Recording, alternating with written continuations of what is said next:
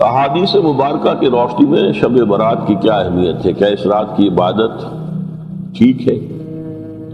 شب برات کا روزہ رکھا جاتا ہے، اس کی صحیح حیثیت کیا ہے؟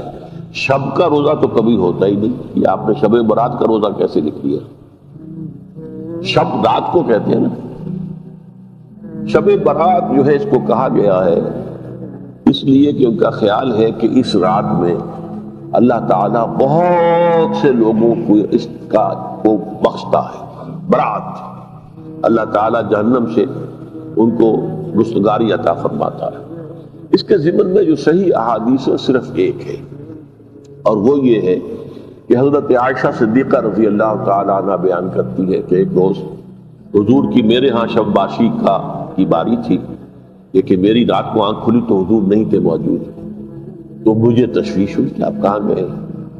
تو میں ڈھونڈتی ہوئی وہ یا کسی اور کو آپ نے بھیجا، بہرحال مجھے پوری تفصیل یاد نہیں ہے، تو معلوم ہوا کہ آپ جنت البقیع میں گئے ہوئے ہیں اور وہاں پر استغفار کر رہے ہیں اللہ سے، اور تمام جو بھی وہاں پر مردے دفن ہیں ان کے لیے مغفرت کی دعا کر رہے ہیں۔ بس یہ ثابت ہے۔ باقی اب اس میں جو ہے ہندوؤں سے ہم نے مانگ لی دیوالی، تو دیوالی جو ہے وہ روشنی کی جا رہی ہے اور بتیاں جلائی جا رہی ہیں، تو مختلف لوگوں سے ہم نے بورو کی ہیں چیزیں، جیسے عید میلاد النبی ہے وہ ہم نے کرسچن سے بورو کر لی، یا شیعوں کے تازیوں کا توڑ کرنے کے لیے ہم نے بات بنا لی۔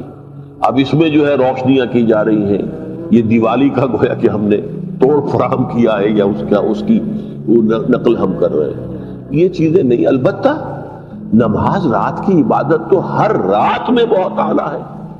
چلیے اگر اور دنوں میں نہیں ہوتا، اس رات کو آپ کو، کیونکہ حضور نے بھی استغفار کیا خاص طور پر جا کر جنت البقیع میں، تو اگر آپ بھی کریں، نماز پڑھیں اور استغفار کریں تو کیا ہے، بہت اچھی بات ہے، اس میں تو کوئی حرج کی بات ہے ہی نہیں۔ لیکن اسے کوئی تہوار کی طرح منانا، پٹاخے چھوڑنا اور جو ہے وہ روشنی کرنا، یہ بھارت صحیح نہیں ہے۔ روزہ بھی چونکہ 15ویں شب ہوتی ہے، 15واں دن ہوتا ہے، پھر اس اعتبار سے حضور کے معمولات میں تھا کہ آپ ہر مہینے کی 13، 14، 15 تاریخوں میں روزہ رکھتے تھے۔ تو اگر آپ یہ نیت کر کے روزہ رکھ لیتے ہو، کیا کہنے ہیں، نور علی نور ہے۔ اور روزہ کسی وقت بھی نفلی روزہ رکھا جائے، اللہ تعالیٰ قبول فرمائے گا۔